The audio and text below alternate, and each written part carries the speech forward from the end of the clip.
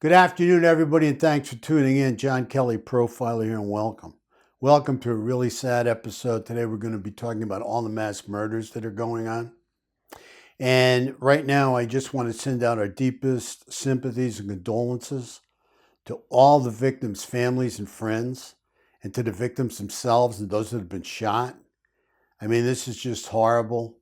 And, we're really sorry that you have to go through all this. And we're very sorry for all the lives that have been lost in such a very short period of time. The one thing that's jumping out at me is how much mental illness is out there. And we really need to do something about it. I mean, there is so much mental illness out there. I mean, and it's just getting worse. It's just getting deadlier. And, we really got to embellish this and figure something out on how to deal with this. Most of these people that are involved in these shootings are extremely mentally ill. There's no question about it. All right. And they need to be intervened on. Also, we're coming out of these really rough COVID times. I mean, we can kind of see the light at the end of the tunnel now. And I think what's happening is we're starting to, get on the other side of a very, very traumatic event. It's starting to lessen. The deaths are lessening. The amount of cases are lessening. The vaccines are out there. Looks like we're getting ready to really open up. We're opening up at a pretty good pace. And so what happens when you're leaving a traumatizing event, and COVID was extremely traumatizing, when you're in it, you are in survival mode. You're just trying to survive the event. And you're really being traumatized, but you're not feeling the trauma, because you're too busy trying to figure out how to survive. So it's after you start to leave the event or the event starts to dissipate or lessen that you really start to feel the effects and the post-traumatic stress. Now, post-traumatic stress is an anxiety disorder, okay? And just to think of that for a second, we have somebody who's given us quite a bit of information. Her name is Jolene. She's actually across the pond. She's in England. She's been through a lot of stress. She's dealt with a lot of anxiety in her life. And she has a lot of good information. And we're going to put a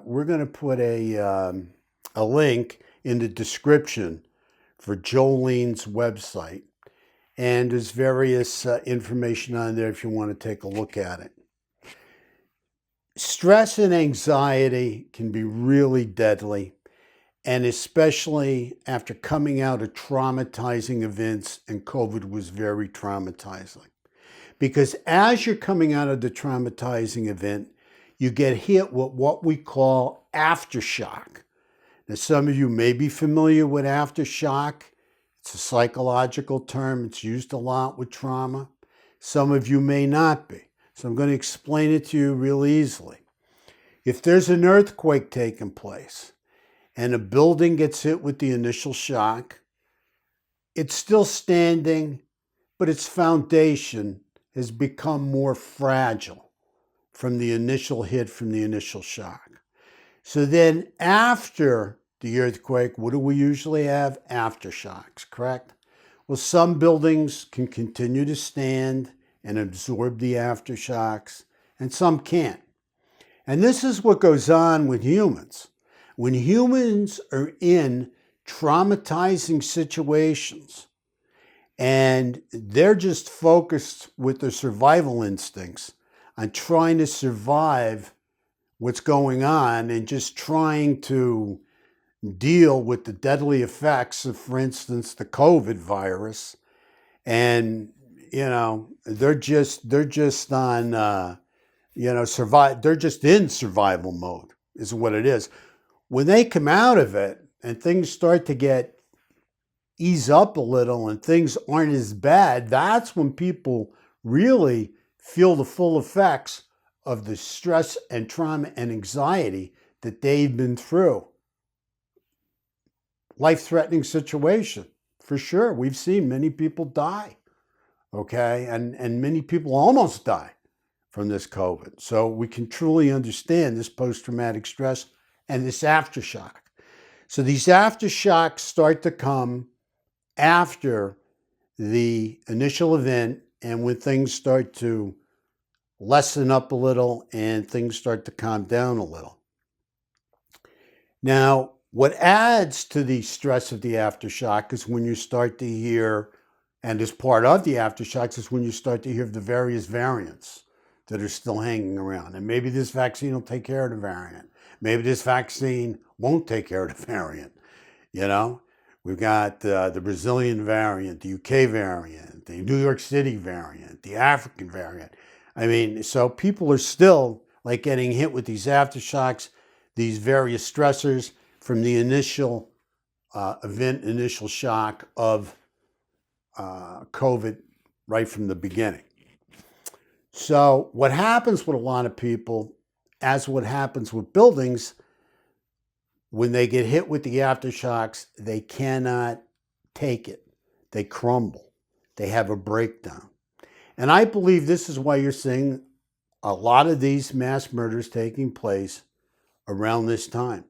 That the stress is just so overwhelming.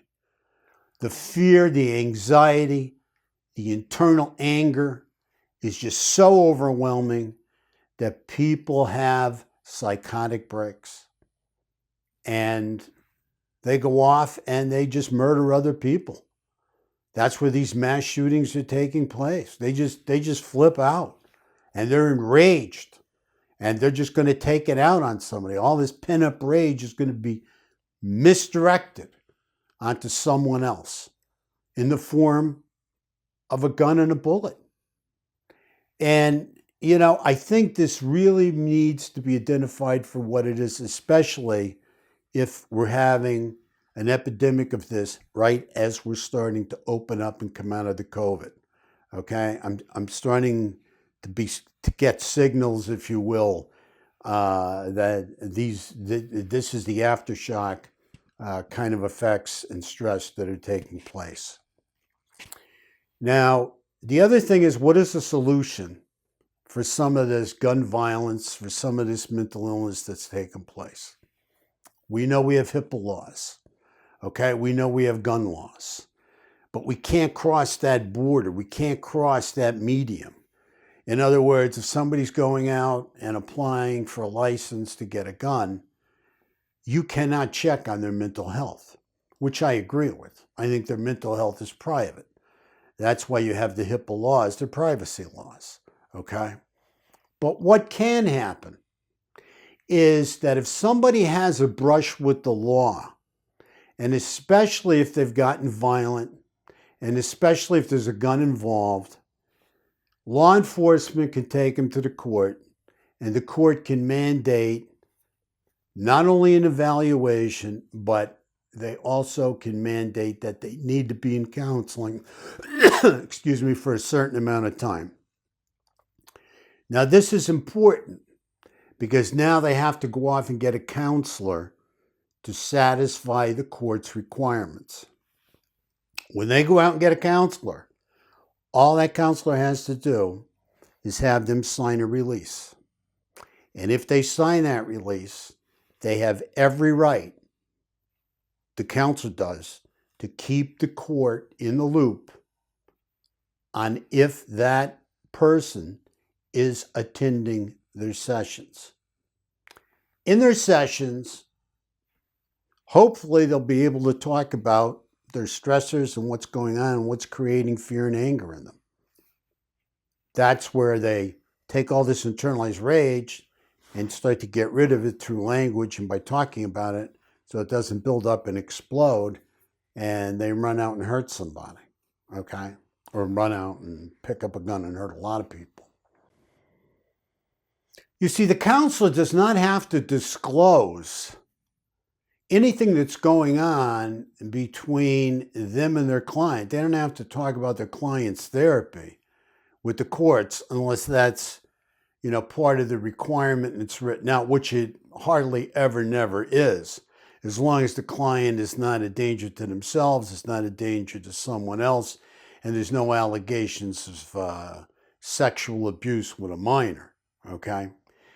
So the most important thing is that the court knows that the person is in treatment, but yet that the person knows that they've signed on the release, that the court is keeping an eye on them. Because usually if the person knows that, the person is going to keep their sessions and the person's going to come and they're going to discuss and talk to their counselor about their stressors and about what's ever going on internally inside of them, what they're thinking about. And, they're going to get out a lot of their rage, a lot of their anger, a lot of their fear, a lot of their anxiety. It's going to come out through talk. They're going to get rid of it through talking about it. It's not going to build up and explode and be misdirected and, kill a whole bunch of people. Okay? So this is very important to understand that this is a solution. A simple solution with a lot of these cases is just getting the referral from the court. But first, the cops have to make sure the courts know about this person.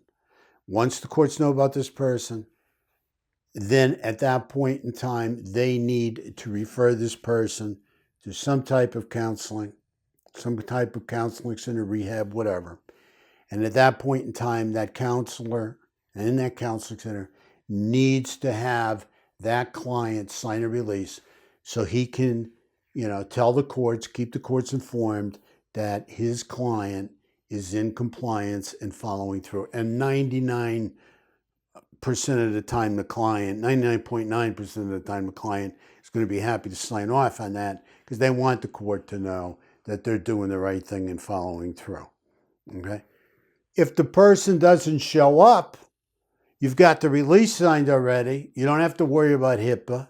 You don't have to worry about breaking somebody's confidentiality. You've already told the client as long as they come and they're in compliance, you do not have to notify the courts. So if they're not coming, you then get in touch with the courts and let them know that this person who's mentally ill and who's been having some problems with anger or whatever is not following through. And lots of times, then law enforcement can go back and do another intervention and do a wellness check to see what's going on with this person, whether they're not keeping their appointments. But this is why it's very, very important to have an open dialogue between the courts and mental health professionals. This is what's needed here. There has to be some kind of dialogue. I'm not saying it works all the time. I mean, there's going to be people who are going to slip through the cracks. But the more people that we can get mental health treatment for, identify early on and get mental health treatment for, and then intervene on, I think a certain amount of these shootings, will stop. I really do. So anyway, there's my solution and my take on this situation. We have to focus more on mental illness and focus more on intervening on people at risk as soon as possible and working together with the courts. And that doesn't mean you have to give up a client's privacy. As long as you have them sign off on the release, that it's just for compliance that they're showing up. Okay, thank you so much for listening. I hope this has been helpful. I can't thank you enough for all your info, for all your comments. We truly appreciate it. You guys are wonderful. Please continue to subscribe. You've given us so many subscriptions. You're really pushing us up the ladder. Most importantly, make it a great day. Stay safe and God bless.